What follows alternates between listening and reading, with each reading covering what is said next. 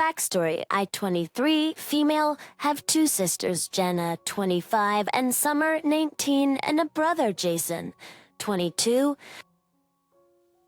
My parents also took in a family member, Rachel, tween, a few months ago. Rachel has been through some crap. She doesn't talk. She never lets go of this little stuffed elephant, and she follows my mom everywhere. She can't go to school yet because my mom and her therapist agree it would be too much for her. Rachel is the sweetest kid ever, though. She's always down to cuddle and watch a Disney movie and has the cutest smile. I was even allowed to touch her elephant the other day. Jenna has always been a pretty complex person. She hasn't lived at home in a while. She moved out for college back home for a few months, then moved in with her boyfriend, now fiancé. My parents have been using her room as a guest room, but they never changed anything about it. Rachel has also been staying there. My parents are going to adopt Rachel, and they want to turn Jenna's old room into Rachel's new room.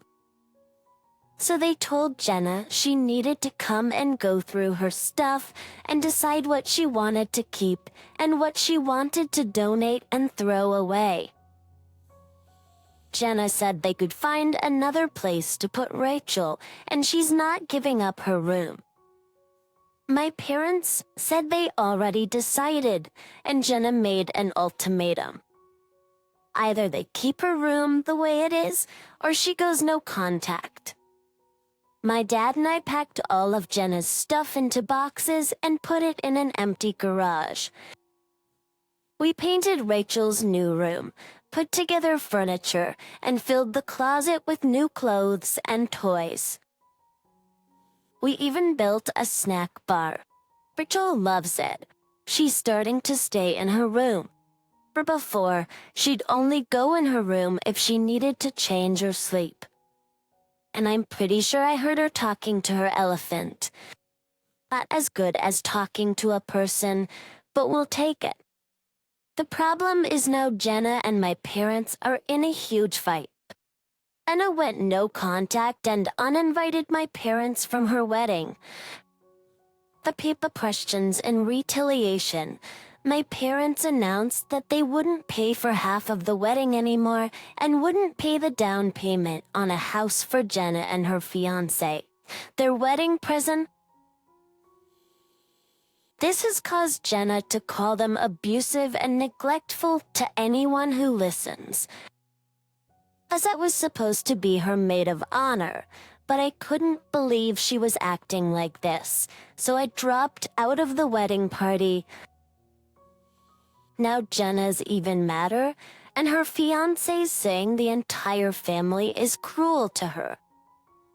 So am I the idiot for dropping out of the wedding party? Not the idiot. You're standing by your family. Wow, your sister's entitled. She thinks your parents are neglectful for not buying her a house, paying for her wedding, and giving her unused bedroom to another child when she chose to go no contact. Did they take away her pony and diamond earrings, too? You and your parents sound like lovely people. Rachel deserves to have the kindness and stability you're all offering. Your sister's nuts. She's moved out and is getting married. Her room is no longer her room. Is going no contact over this? Wow, your sister's a narcissist? And it's better if you all remain no contact?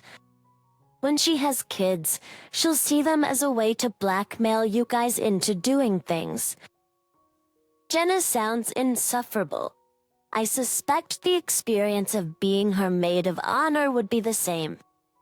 Save yourself the agony. It's good for your parents for not giving in to her ridiculous demands. Good luck to her fiancé, hell of a male. So your sister, who's engaged, lives with her fiancé, has plans to buy a house and is therefore supposedly a fully functioning adult. wanted your parents to leave her room unchanged in the house she though no longer lives in. Is she so narcissistic that she doesn't see how ridiculous this is? Or does she subconsciously think her marriage will fail and she needs a place to fall back on? That the room belongs to your parents, not her. She did your parents a favor by going no contact. And not only that, she expected the gifts even after going no contact with them. So I would do the same to her. I, a 56-year-old male, have a daughter, Shelby, a teenage female, who washes her hands a lot. I recently thought that incentivizing her for water usage would be a good way to reduce it. For context, our friends and family spend about $70 on water per month, and we spend about $180. I told Shelby that the water she uses is often wasted as she blasts the tap at full and doesn't even have her hands under them. She just scrubs her hands next to them and leaves the tap running.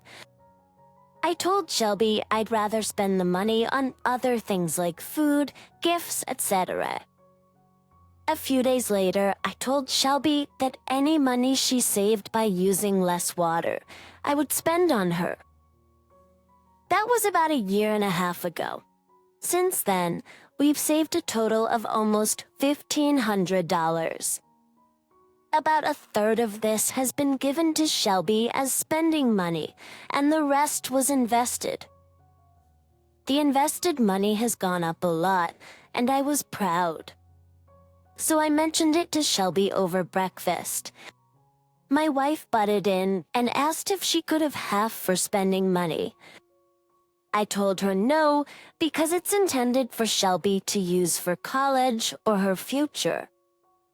Tara then changed to a different argument, saying I was messing with Shelby's therapy by trying to change her rituals. I've spoken to Shelby's therapist, and she said incentivizing Shelby to wash her hands less will aid her treatment, okay? I told Tara she didn't care about Shelby's treatment and was just after the money. She got angry, saying I accused her of being selfish and money-hungry. She never said I accused her of being a gold digger. She has her own job, and we get paid similar amounts anyway. She's angry at me, and Shelby's worried she's caused an argument. Am I the idiot? Not the idiot. You're literally helping your daughter with her OCD and her future. And your wife is angry she can't use the invested money. Like your wife, on the other hand, did act like a gold digger. Ignore your wife and continue helping your daughter. She is Shelby's mother, and they've mostly had a good relationship. So I do not understand why she wants to take money from Shelby to help her set up her life when she's older. I mean, I think it's weird, but regardless, this is what you came up with, and your daughter's therapist says it's good. Then keep going. It sounds like your wife is bitter that Shelby has some extra money and she doesn't. You made the deal and you need to honor it. Since you and Tara make about the same amount of money, but only you pay the bills, she does sound like a gold digger. Plus only you pay the bills. She does sound like a gold digger. My ex-girlfriend, 24 female, and I, 24 male, broke up a little bit over 2 years ago. This 1 year before our breakup, we adopted a dog, Bean. I'm not gonna lie, we were kind of crazy pet owners. He was like our kid. Our breakup was mutual, and at the end, we were more like friends or roommates than a couple. The hardest part was figuring out what to do with Bean. We both wanted to keep him in our lives, so we decided on an arrangement to please us both. She has a bigger garden, and she often works at home, so she has him most of the time. I often go on hikes during the weekend, and she has to travel for work once a month, so I have him at least a week each month and on the weekends. I have the code to the gate of her garden, so when it's my turn, I just go and get him. Her brother's one of my closest friends, and I hike with him, so during the weekend, he's the one getting him. If we talk, it's mostly to give a small update about our families. We've known each other since we were 15 and the dog. I know this arrangement is unusual, but Bean is our dog, and right now we can't imagine not having him in our life. 6 months ago, I met Anna, 25 female. She's now my girlfriend. She's never complained or said anything about how things work with Bean. This Monday, Anna came over to mine. It was just a casual evening night together. Around 10, my ex called me in tears. The neighbor came in the afternoon to deliver something, and she forgot to close the gate. When my ex came back, Bean was missing. She told me that she and her boyfriend looked around, but couldn't find him and would call more people to search for him. I told her that I was coming. I asked Anna if she wanted to go, but she refused. When I arrived at my ex's place, a few people were there to help. Her boyfriend, her brother, the neighbor, and her family and some of our friends. It took us over an hour, but we finally found him. He was fine. We took him home and I gave him lots of hugs, said goodbye and left. I came home and Anna was already in bed. When I tried to talk to her, she told me she was tired and didn't want to talk. The next day, she was cold and barely talked to me. But after work, she called me to talk and kind of exploded on the phone. She said that I left her to go with my ex and that she was hurt. She said I chose to spend the night with my ex and our friends rather than her. I tried to explain that I only went because of Bean, but she refused to listen to me. According to her, there were enough people to find Bean and my ex didn't need my help. This is true, but he's still my dog and it's my job to be here for him. Even her friends came to help. I want to add that this is the only time that something like that has happened since we broke up. Honestly, I don't know what to think. In my mind, I did the right thing. But Anna said that I neglected her. My friends don't get along well with her, so if I ask them, they'll be biased. Am I the idiot? You invited her to come and help you find the dog. She declined. If she had gone, she probably would have seen this event for precisely what it was, not whatever she's invented in her head. I'm with you on this one. I can't imagine canoodling on the couch knowing my dog was missing in the dark, and I probably would have been a bit miffed if my ex hadn't called me. If your girlfriend thinks leaving for 1 hour at 10 p.m. on a Monday to find your missing dog when you invited her to come help is neglect, she's got issues. Bean is my dog. Of course, I'd go look for him.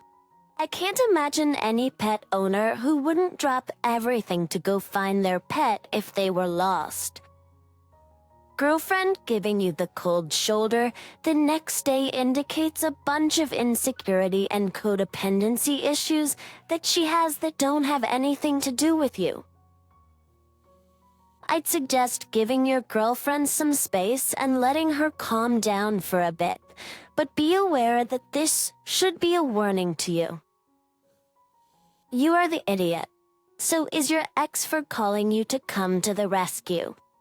Sorry, this seems like it's about a dog. It isn't. It's about boundaries, unresolved relationships, and control. The ex's relationship is not over, and they're both using the dog as a reason to stay in each other's lives until they can reconcile or get over one another. My female, 24. Brother Adam, 30, met a single mom, 32, from Latin origins. Michelle a year ago, and they recently got engaged. He only met her a few times, but he brought her and her son over for dinner on Sunday. The family and I didn't know much about her, so after dinner we talked to her about her personal life. She told us she only had a high school education. She said she always wanted to go to college and obtain a degree, but said it was hard to do. I found that a bit cliche, especially after she started complaining. She started complaining about the lack of opportunities and resources.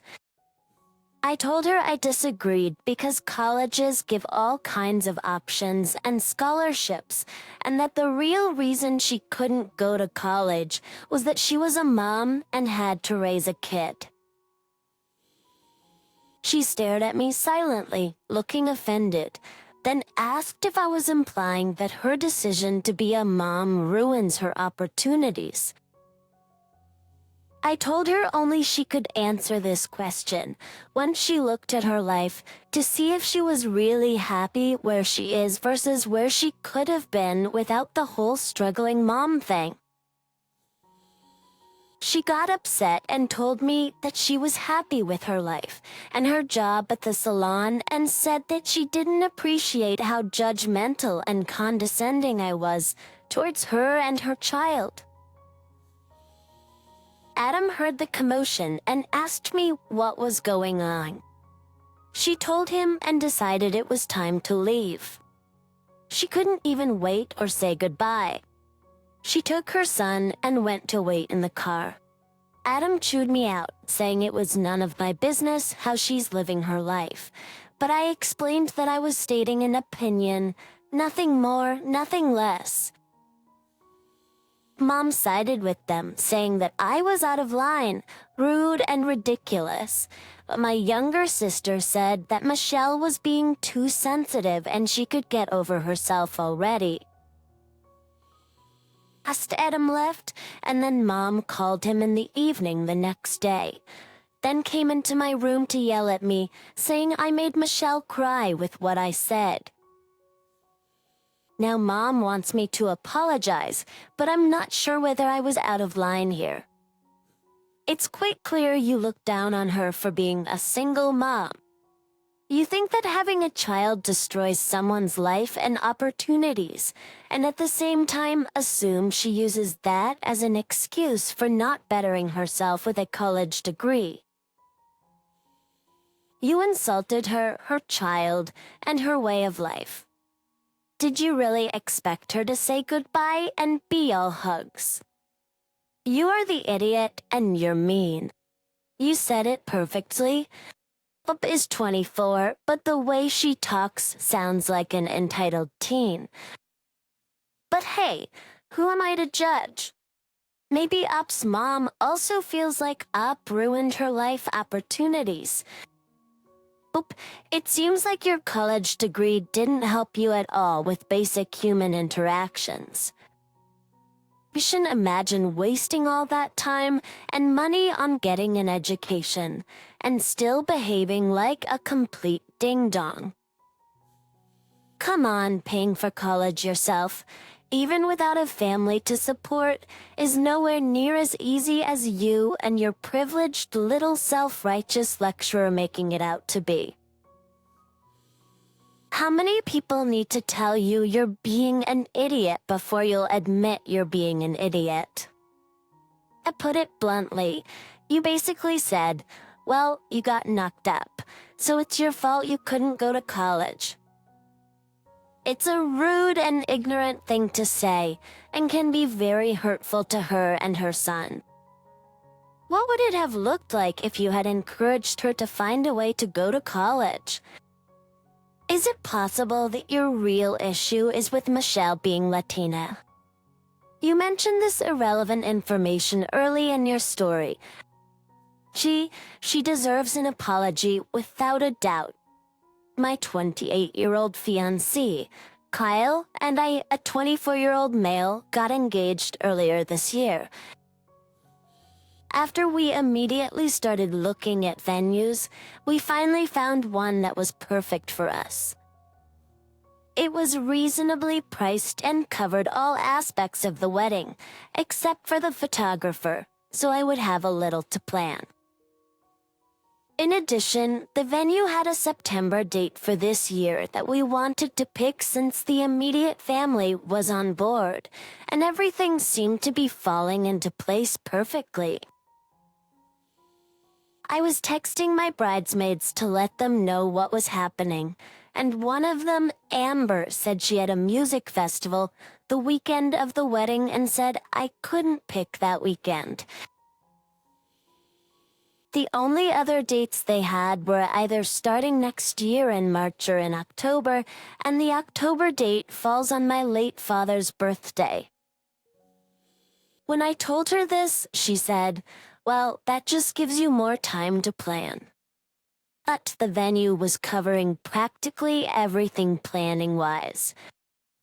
So I went back and forth, and after long talks with my family and friends, I decided on the September date. I didn't want to put my life on hold and delay buying a house and moving in with Kyle because Amber couldn't attend. When I told her, she told me she needed some time to think before she said something she would regret. I got a text a week later saying she was upset and hurt but hoped I was happy on my wedding day. We've been friends since elementary, and I'm just wondering, am I the idiot for scheduling a wedding even though I knew one of my friends couldn't attend? You can't put your life on hold for someone attending a music festival. If she can't understand all the moving pieces, that's on her. Just in her nerve to just say, "Enjoy your wedding," shows how she's not thinking about the bigger picture here. You don't just tell someone that moving something back for one person will give them time to plan something. That's incredibly selfish of her, in my opinion. You just found out the hard way that she's not really your friend. I'm sorry, but obviously you don't mean that much to her if she's doing this to you. I hope the music festival is worth it to her. A real friend wouldn't even think twice. I don't think that's fair to the friend. Most weddings are planned a year plus in advance, not like 6 weeks ahead. And it's possible she's invested a lot in attending the music festival. When you plan such a rushed event, you run a greater risk that it won't work for everyone. You are the idiot, OP. I'm sorry. So, you mean that Op should schedule her wedding at her friend's convenience? A good friend would have said, "Hey, I have plans that I don't want to drop, so I wouldn't be able to attend.